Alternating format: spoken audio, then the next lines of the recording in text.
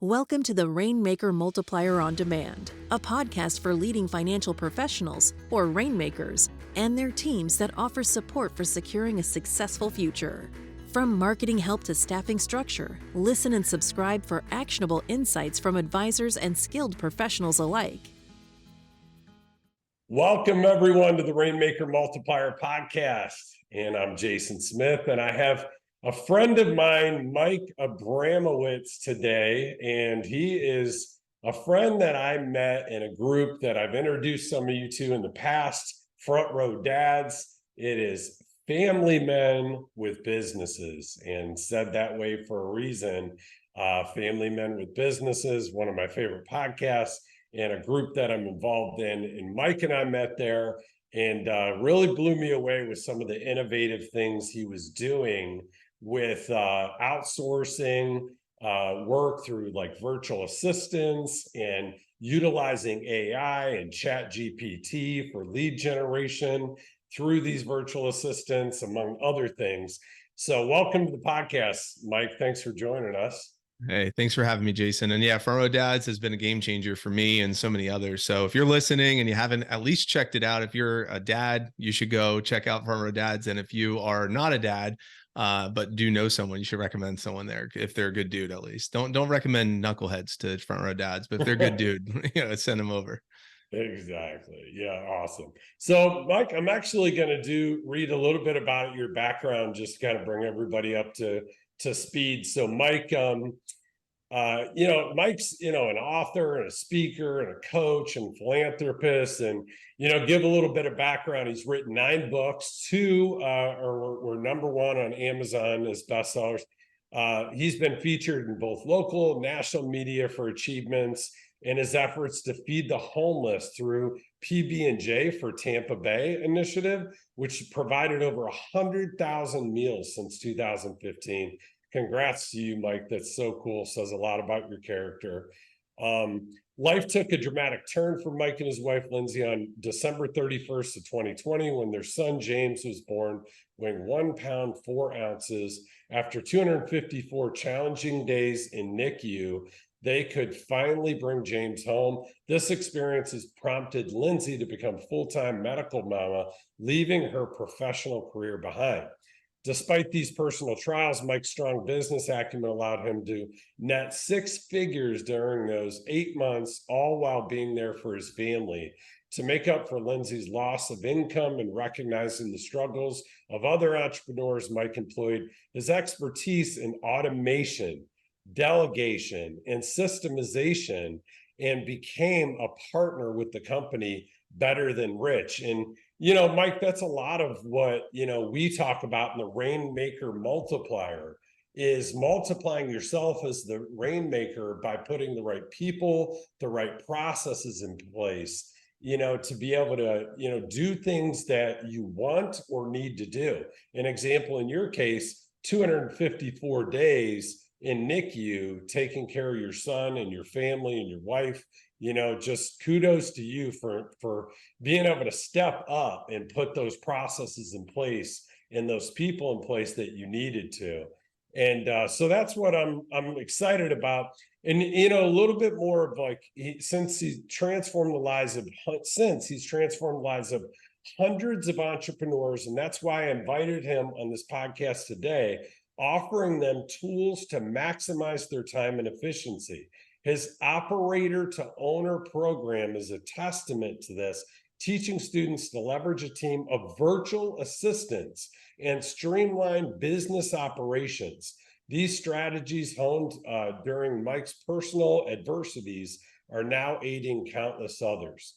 So on the Better Than Rich Show podcast, which is a really cool podcast that Mike does, he and his partner, co-host, they openly discuss, and he discusses his journey and offers business insights and encouraging listeners to leave the world today better than they found it, and utilize their business as a force for purpose. So Mike, let's get into it and start talking a little bit about what you're doing. So Mike was traveling cross country with his family, and I offered him to come and stay at our farm for a night. and him and I were up late. It was like midnight or something, talking on the couch, and kind of blew me away with what you were doing with the virtual assistant, how you were utilizing Chat GPT. So yeah, Mike, give everybody a little background. Well, first, thanks for giving the framework for the bio. I realize it's a little lengthy, so I got to shorten that up. But thanks for reading it and filling everyone in. But it's an absolute pleasure. I mean, the short of it is I knew that if I were to continue go 10 years ago, I was doing a lot of work that was $25 an hour, $15 an hour work, $30 an hour work, and there's no way for me to be able to net six figures or more if I'm doing $25 an hour work. So I had to get very clear of what are the tasks that I was doing that somebody else can do. So Dan Sullivan's Who Not How, and Dan Martell's Buy Back Your Time. So like taking these principles of like, who else can do this and how can I pay those who's to win back my time? This type of thinking is really what transformed my business, but also my home life as well. So I think that the big pivotal moment for me was a small tool called Calendly, right? I know a lot of people probably use it, but just if you rewind back to like how people used to get on someone's calendar, people still do that right now today. It's like someone gets on your calendar. It's like, what time works for you? Can you do that time? How's that time work? And it's like all this back and forth. It doesn't make sense. You just click a link, find a time. It's already synced with the calendar, and it makes it easy. And there's so many other tools and tech that's available out there, but then there's some limitations to where the tech can go, like having conversations with another human, but like inbox management. If I'm in my inbox responding to everyone, if someone requests, hey, can you send me this? Can you send me this invoice? Or, can you follow up with it? Right. Being in the inbox is a time suck. So how can I find a who that can manage my inbox for me? My inbox on LinkedIn, my inbox on Facebook, my inbox on Instagram, my inbox on Gmail, my inbox on Outlook. There's 5 inboxes. There's 5 different places that draw my attention and my energy. So it's like, how can I offload that? And then it's requests for my calendar. People saying, hey, can I grab a call? So I have different, links. So all of this combined to say, who can manage my calendar? Who can manage my inbox? And that was a lot of the birthplace for the virtual assistant team. But then it was could do that for me, and then who could do that for my staff. So then I have a staff of individuals, and their user experience was so much better because now they had a team of who's managing their inboxes, doing their follow-ups, sending their invoices, sending their emails. So the user experience for me improved, the user experience for my staff improved. So what does that mean? We're able to spend more time on the revenue generating activities. We're spending more time on strategy. We're spending more time on marketing and rebranding and outreach and networking and some of those things that were often neglected in the past for me. So that's like the birthplace of why team and tech and virtual assistants and understanding business has been so powerful for me. Mike, I want to make a couple comments that's so cool about this, right? Like, just me listening to you, I got 2 takeaways already, like action items, right? So whenever I'm taking notes, I put a little box like next to the note I make if it's an action item. And until I, get it to my assistant and I put a check on the box, I know it's an open item until I explain it to her and I delegate it. But the 2 things I just got from you and that I boxes next to as I'm taking notes is my assistant Karen using Calendly.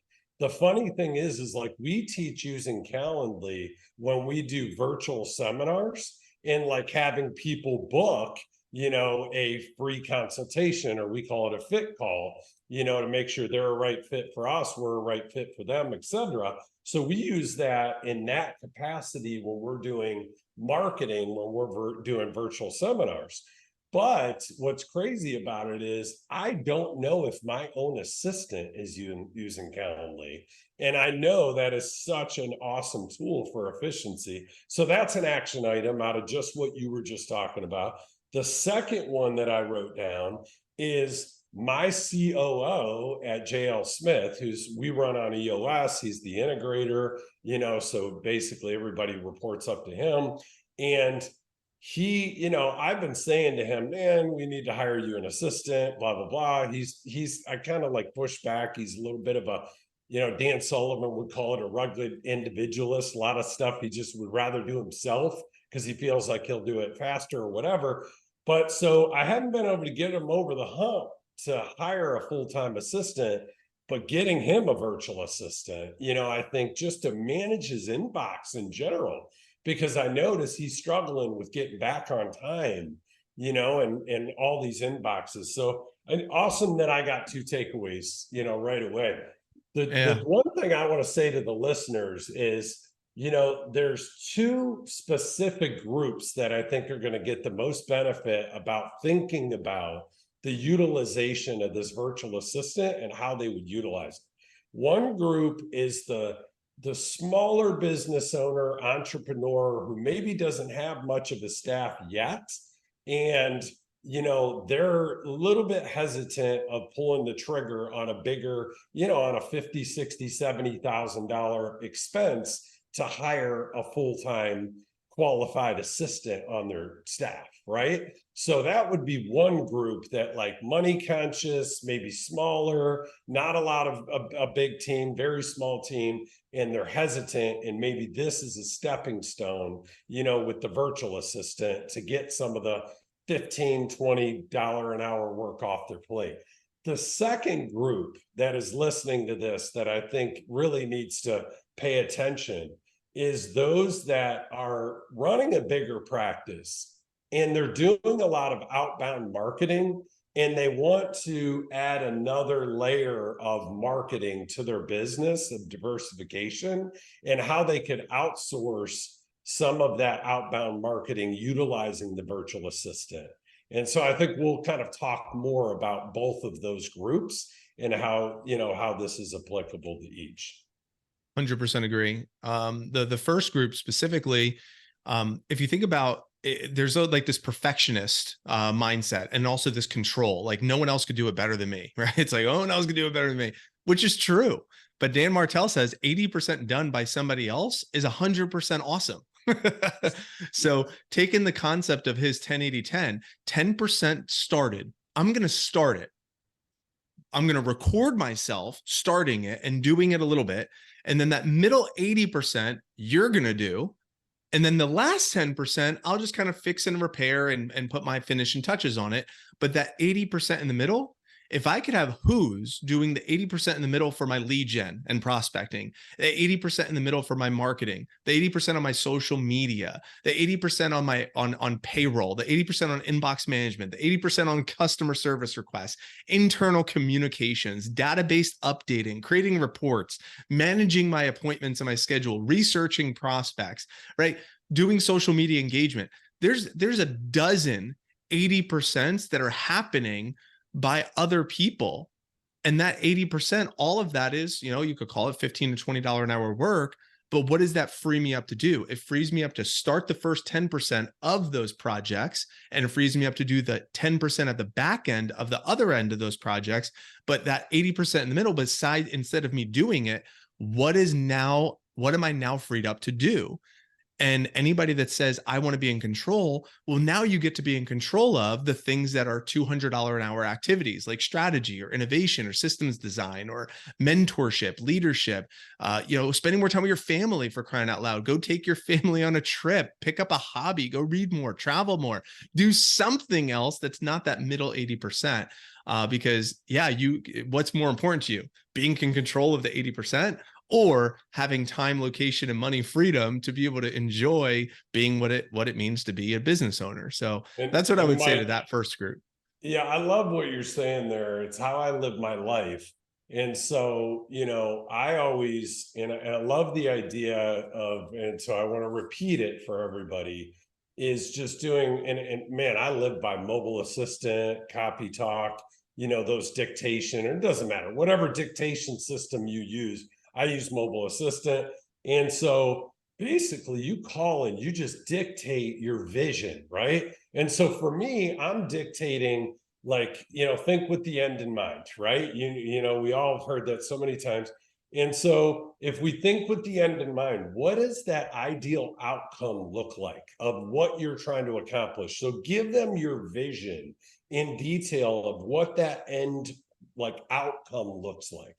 And then from there, I just bullet point out all the important criteria to make sure that this has to happen, this has to happen, it has to look like this. We have to use this person, this service, whatever things that are non-negotiable that I want them to make sure that these are like success criteria, right? In order for the project to be a win, to be a success. So dictate out a couple paragraphs of articulating the vision of what it looks like, and then bullet point out, and then that right there, that is what you should be able to give over to someone to then do all the legwork, and then it comes back to you for final editing. And that's that's a real efficient way to accomplish things. It's great. Can I speak to that second group that you mentioned? For sure. The second group, you have a team, you have a group of people, you run a thriving organization, let's call it. Well, here's the question that we want to ask is, what are the friction points in the user experience? And the user experience being your talent, meaning your internal staff, your operations, and the friction points being with your clients, anything that's client facing. So this is where a flow chart, if then thinking, comes into play for this individual.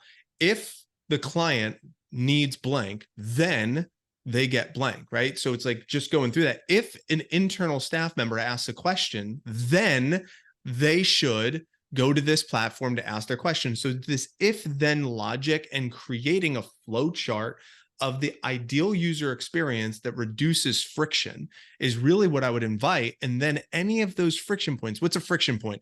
Being on hold for quite some time, delays in responses, inconsistency.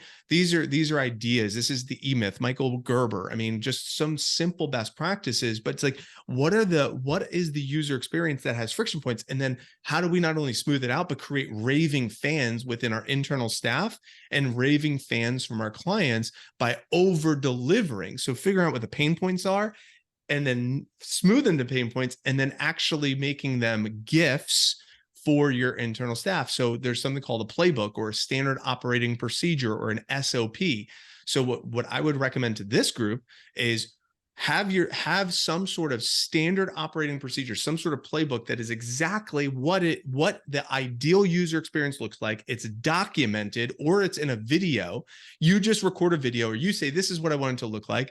And then you offload that to a team of virtual assistants to, number one, create the playbook. Hey, take this playbook or take this and make it better. Run it through ChatGPT, making sure that it actually is like spelled correctly and it looks correctly and it's formatted correctly. Take this video that I just created, type it out, run it through AI. So that way it has like a very easy formulaic approach so somebody else can follow it. And we want to simplify what those cool thoughts were and what you just said by having a virtual assistant team, leveraging AI, organize those thoughts. So that way, here's the kicker: when someone new is getting onboarded, a new client or a new staff member, it doesn't require your time or your staff's time to onboard that new person. There's an SOP already put in place where someone new can just follow that SOP, where it doesn't require that much time of onboarding someone new. So that's why SOPs, virtual assistants, create those SOPs for you. They could just use AI to decipher the process. They could essentially, this is all under the umbrella of how can I win back my time as the CEO or the owner or running this company, leveraging team and tech. Again, I could go into the weeds a little bit. That's why I stopped for a second. I'm like, let me not go into the weeds too much, but I'll kick it back to you on this. That's all good. I'm going into the weeds a little bit because I think it's important for people to know like exactly how you can. So let's it's like McDonald's-ifying your business. It's really what it is. It's like making it so simple that someone else knows this is exactly how to put the ketchup on, and this is exactly the station to do it. Like that's how easy, that's how I did it with my direct sales office. No one in direct sales is doing like corporatizing a direct sales operation. But how did I get my time freedom to be in the hospital for those 8.5 months while 19-year-olds, there was 3 19-year-olds that were leading the ship, and there was a team of like, I don't know, 16 virtual, 14 or 15 or 16 virtual assistant types that they were reporting to. So those 3 people had their staff supporting them running this operation in direct sales. Like no one does that. How do you corporatize a direct sales? You got to simplify the process with McDonaldifying it with this if then. Go watch The Founder. There's a great scene in the movie of The Founder where he's on like the tennis court, like showing them this is where you do it. And it was just so simple. And that's what you want to do as the business owner. How can I simplify, to systemize, to offload to team and tech so anybody else can do some of those under $25 to under $50 an hour activities that's not by me. So I'm spending my time on reimagining and rethinking and redesigning some of these processes to reduce the friction and provide an outstanding user experience, or spending time on revenue generating activities. So what all can a virtual assistant, what can you outsource to a virtual assistant is question number one. And the other I want you to talk about is, do you provide training to these virtual assistants of how to utilize ChatGPT? And what, tell us a little bit about both of those things. Sure. So whether you go with our company, by the way, I don't want it to be like a sales pitch for our company, whether you go with us or you go anywhere, having an AI informed team is absolutely critical in order to stay competitive in this marketplace. And it's not hard. You just want to make sure that you have people on your team that understand how to use AI, because things are moving super fast. And what is AI? AI is, just imagine like it's a tool that could anticipate all of your audience's needs and craft perfect content for them every time. AI is not about like replacing humans. It's really more like amplifying human capability. And it's here. I mean, it is here to stay. And we want to make sure that people are completely sold on that and using AI and using a team of virtual assistants. So a couple of ideas as an example that some of our clients would do is writing content for them. So if you're in business, you should have some sort of content being put out, whether it's content in emails, content on YouTube, content in blogs, content on your social media platforms. So you could use AI in your virtual assistant team to create content. By asking really good questions and having good prompts, then we train our team to have like really good prompts. So putting the good prompt into ChatGPT, saying things like, can you help me with I want to have a list of topics. So for financial advisors, for example, what is a content that I would want to send out to my clients? So let's say I have a team, let's say I have 100 clients that I manage their portfolios, and I would love to give them a newsletter of value once a month so they could stay up to date with upcoming trends. So I might train my VA team to say, all right, I want to have an email newsletter sent out every month to my 100 clients that adds value to them every month with trends in the marketplace that have to do with whatever with wealth management. Cool. We use AI. We go to, figure out what the updated trends are on Google. We put that in ChatGPT. They go in and say, all right, what are 10, I want 10 weeks worth of content for sending value added newsletters to a client of a wealth management advisor. Pretend you're an expert and create 10 pieces of content for me, something like that. Then the VA has a whole conversation with ChatGPT, and then we come up with, all right, this is what we said. We send it to the client. We say, how do you feel about that? 90% of the time, the client's going to say, that doesn't sound like me. So we say, when you say client, you're talking about the advisor, not the advisor's client. Yeah. No, correct. Yeah. Thank you for clarifying that. Yeah. So for our clients that use virtual assistants, so our clients are like real estate agent, financial advisors, people in direct sales, any small business owner. I mean, those are the people we serve. But so let's say the financial advisor in this case says, that doesn't sound like me. That looks good, but I know if my client saw that, they're going to be like, this is a bot. So we say, exactly. So now that you see what we don't want it to look like, let's get your tone. What is your voice? What is your tone? Then we ask them, run using AI, getting what their tone is. I did this for you, and I showed you this on our coffee date where I went through your book. By the way, it's a great book. I went through your book and pulled out your voice from the book, put that in through AI, which is what a team of virtual assistants can do, run a tone analyzer on your voice, and then rewrite all of those 10 blog posts in the financial advisor's voice.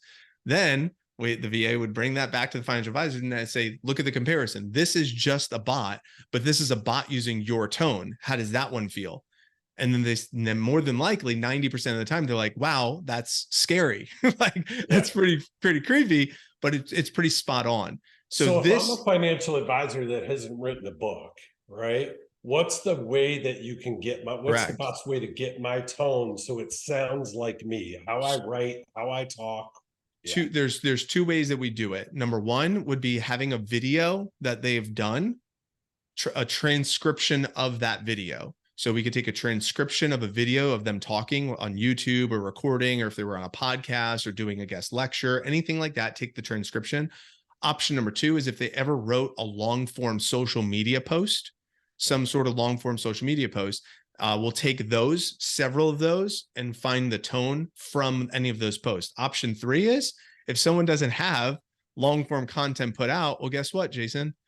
Nobody knows how they sound. So they don't actually have a tone. So therefore the bot should just be their new tone, and they should just model that. So that's for what example, some of the advisors maybe deliver seminars, right? In just take the transcription of that, or possibly virtually. If it's just recorded and transcribed, you can upload that into like Chat GPT and say, describe this communication style. Correct. So we use it. It's a tone analyzer in AI to use that. And, obviously there's like certain prompts and certain techniques and whatnot that we make sure our team is trained on, but really anybody can use this technology. That's really simple. And that's just one example. That's writing the content. What about creating a social media strategy with that content? So you say, all right, I want to email those clients, this financial advisor, but I also want to repurpose this content for social media. Then it's having the virtual assistant team goes to AI and says, now take this in this tone that you just created, and let's create a social media strategy for LinkedIn, Facebook, and Instagram, where we have one post going out every other day with different topics with the information, making sure that the posts are no longer than 500 characters, something like that. We put another prompt in to create a social media strategy, a whole social media calendar. And then the VA not only created the content, but posts that content for you. So imagine you as a financial advisor has email content value add being emailed out on your behalf and created on your behalf, and all your social media content created and sent out on your behalf. Just those two examples alone, what does that do for a financial advisor, for marketing, for brand awareness, for prospecting, for potential lead gen? You pair that with doing some social media messaging and direct messaging and saying like something like, hey, I really loved your post on blank. I just figured I'd reach out and connect with you. And now this person is going to go to your profile, see if you're actually legit, and they'll see posts about wealth management on your social media because they see that that's the theme. And they say, oh, this person's legit. I'll respond. We actually, believe it or not, with our prospecting and lead gen process, Jason, we have some of our clients are up over 42% response rate because of this strategy, leveraging virtual assistants and AI. Our average as a company is about 26%, depending on the platform. But the response rate is so high because we have, between the content, the social media strategy paired up with lead gen and prospecting.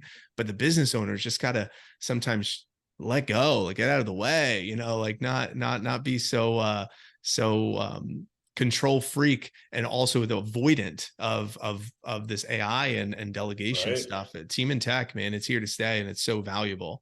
What also made me think of, and I know primarily we're talking about the group number 2 that's doing a lot of outbound marketing and has wanting to do this, and I want to flip to group 1 here in a minute, but Oh, I disagree. I think this is both of them. If you're running an independent agent, you're an independent advisor and you're just doing something solo, you still should have a brand. You should still have like an identity of what it means to work with you.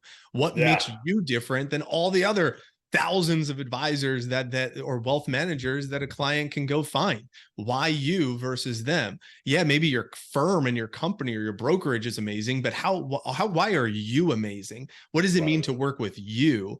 So I would kind of push back a little bit on that. I think it's necessary for anybody in any business, solopreneur, entrepreneur, business owner, large, small.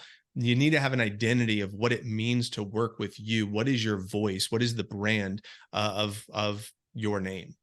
I mean, you're 100% right. I mean, it's a very relevant point. I think I guess more what I was thinking is almost like if you're a one-man show, or, you know what I mean? You just are really just trying to get paperwork and basic email maintenance and task-oriented stuff off your plate. That's kind of that group number one as a starting point to free Sure. you up to focus on having the bandwidth to even think about doing additional business development efforts and using a virtual assistant in that manner. That was but you're 100% right. Both To of speak these to that groups. real quick on that, just the admin stuff. What is the examples of admin that some of those advisors might be handling themselves as an example? Yep. I mean, I would say, uh answering the phone, returning phone calls, answering emails, returning emails, managing their email inbox, doing paperwork, making sure, yeah, their website is up to date. They at least have to have basic website that is set up. Yeah, I mean, those are just Cool. a couple simple things off the top of my head. Here's my potential resolution in 45 seconds. Obviously, we have a whole operator run program, but the 45-second to 60-second version, number one, is create a barrier so someone can't just call you directly. I would have something that has a barrier where they either text you or they book appointment to get a phone call with you, where it's like they don't just call you all the time. So just with some sort of barrier there. That's just a small thing. We could go into the weeds on that if necessary. But the big thing is the inbox management. What do you mean by that, though? Yeah, Like, I guess I'm not understanding a barrier. Like a barrier would be, so for example, when I reach out to my wealth, the person who manages my wealth, if I just give him a call and he picks up the phone, I'm shocked, right? Yeah. So the barrier is he will either send me a text message and saying, "Hey, here's my link. If you need a call, click this button, find a time. I'd love to chat with you live. If you just have an inquiry, send an email to me and my assistant. One of us will get back to you by the end of the day." So that's like a barrier. So there's a process there. So a client doesn't necessarily get to him because there's a barrier between email me and my assistant will respond to you. Or if you need live time, real time, click this link because this is when I'm available. And the conversation that he had with me was, I like to be 100% present with whoever I'm with. So when I'm with you, nobody else is going to be bothering me because I'm with you. But when I'm with another client, no one else is bothering me because I'm with that client. So in order to honor you and honor all my clients, that's why I have everyone use this link to book a call with me. Help me understand, though. When I pick up the phone and I call the phone number and I'm the client, what exactly do I hear? It just goes to a voicemail. So he's just not going to pick up the phone. So, Okay. but he'll respond with a text. There's different ways to do this. Depending on what He phone number you're. responds, so he gets the voicemail and then texts me. It doesn't seem efficient. Well, here's the thing. Again, this is where we could get in the weeds, depending on the phone number. So if you're giving out your personal cell phone number, you're the bottleneck. But if you create a cloud phone number, for example, like a texting based phone number or a Google Voice number, Google Voice is probably the easiest one. And that's the phone number you're advertising to clients. It rings your phone, but anyone in the cloud can see an incoming call came through. So for example, if you use Google Voice, it shows missed call.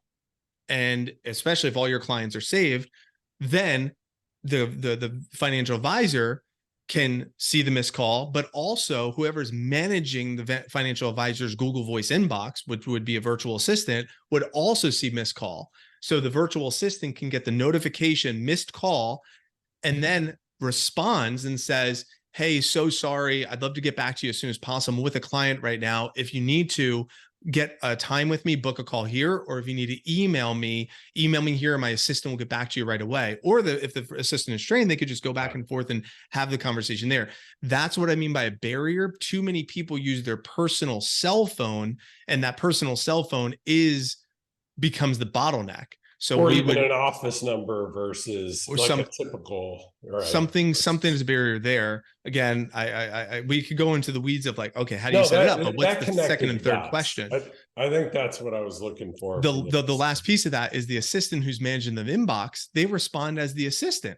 So my assistant, if you email me, his name is Carl, and it says, hey, I know you requested that copy of that book, or I know you requested, to book a call with Mike or something like that. He would say, I'm sure you'd appreciate me responding to you faster instead of waiting for Mike, but here's the resource or the link or whatever it is that you needed. And I'll be sure to let Mike know that you messaged. And then Carl responds to the email, sends a screenshot to me, posts that screenshot in Slack. And then once a day, I just go into my Slack. So I'm not distracted by my inbox. I just go to Slack and Carl fills me in on any of the inquiries that need my attention. So there's no distraction of the inbox of any of the platforms that usually could be an energy drain or a distraction from the main thing. I just go to one place, have a conversation with Carl, and he reports that to me. So that's a way an independent financial advisor, I think, could benefit from leveraging a virtual assistant team to do stuff like that and building a system around it. Yeah, like in this example, and then I'm going to kind of flip back to, using it for marketing, business development purposes. But like in this situation where you're trying to offload administrative tasks, things basic day to day. And I think this is great even for my COO, Rob, that I was referencing. But in that, if we were to sign up for the virtual assistant program through your group, do you guys help us think through like, hey, the Google Voice and different, that kind of stuff, of what to work with, with your virtual assistant? It's a good question. This is why we have two pillars of our company for that reason. So we have the team of virtual assistants to do the work for those who've already thought through the strategy.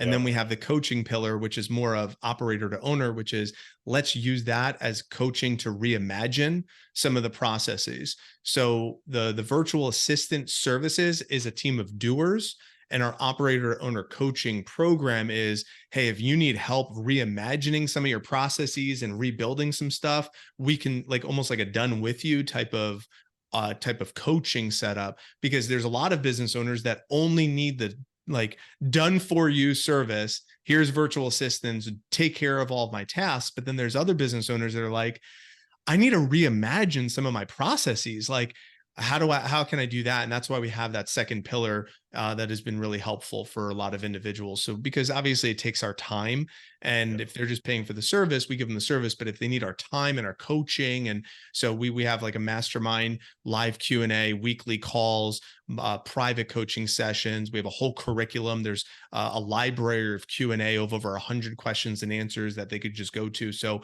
there's personalized strategy, along with a library of content that these individuals can have access to. Well, that's how to best utilize the virtual assistant services is through the coaching. And that'd be for either group, whether you're trying to offload administrative stuff or whether you're trying to, initiate or offload social media management and other things that are more trying to grow the business. It's been an absolute life changer. And it's not just, here's the challenge, Jason. A lot of people hear virtual assistant and they sometimes think two types of people. They think an executive assistant that's making, 50, 60,000 a year. And I got to really pay him, and that's sometimes of a drain. And then you have maybe even more. And then there's the other people that might think of like Upwork or Fiverr, like $5 an hour type of assistant, so that framework is what we're attempting at Better Than Rich to help business owners reimagine. The future is not that it's neither, but there's one in the middle, which is AI informed virtual assistants that can tackle all your $25 an hour work using AI, or sometimes more. I mean, you're talking even video editing, graphic design. I mean, some of those things, like you want things to look good, like, so I just think we need to dispel some myths of the past that, number one, I have to do everything. And number two, it's either going to be too expensive or it's going to be low wage and they don't speak English and they're going to be tough to train. Like there's another alternative. And that's what we're doing in the marketplace right now. Mike, where do we go? How do we learn more? Well, anybody who wants to just sign up for VAs, they could go to va.betterthanrich.com. That's VA, like virtual assistant, .betterthanrich.com. And they could schedule a free consultation, a free call. We'll poke around your business. If it could be a good service, we'd love to support you. If not, I think you'll get a ton of value just having that conversation. Prices are all on there, like no secrets. You inspired us, by the way. We're revamping our whole new website. So you and all your listeners better go act soon, because we're revamping and having a whole premium service and a higher price point that's coming very, very soon. We're actually rebuilding our whole website. So we're for your listeners and for you are honored and tailored. You know, you're always going to be in this price point as long as they act now. The other thing that we wanted to do for your listeners is betterthanrich.com/quiz. And some people listening, you're like, which one am I? Am I this manager that's running this team, or I am this solopreneur, right? So we have a quiz that we created, betterthanrich.com/quiz. You go take the quiz. And it will tell you exactly what type of business owner you are. Are you like the grinder? Are you like a manager? Are you the visionary, right? And it'll tell you. And then what it's going to do, it's going to give you a full report of exactly from where you are.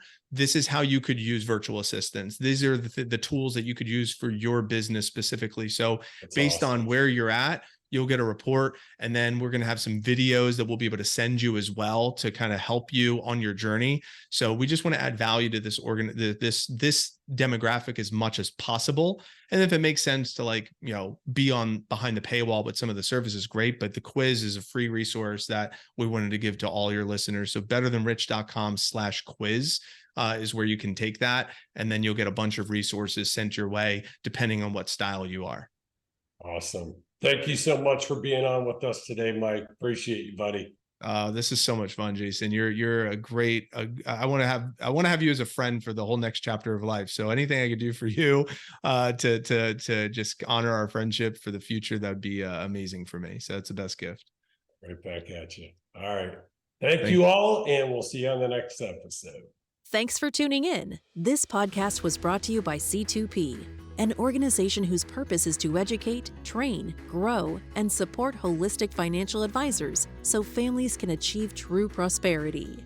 Never miss an episode by subscribing now to discover new resources and strategies. Visit C2PEnterprises.com to learn how we can help scale and secure your business. At the time of delivery and any subsequent publishing, information was deemed reliable but is subject to change by the time of viewing. The contents of this piece include the opinions and projections of C2P Enterprises, are subject to change, and are for informational purposes only. The information provided in this presentation is not intended to be individual investment, tax, or legal advice.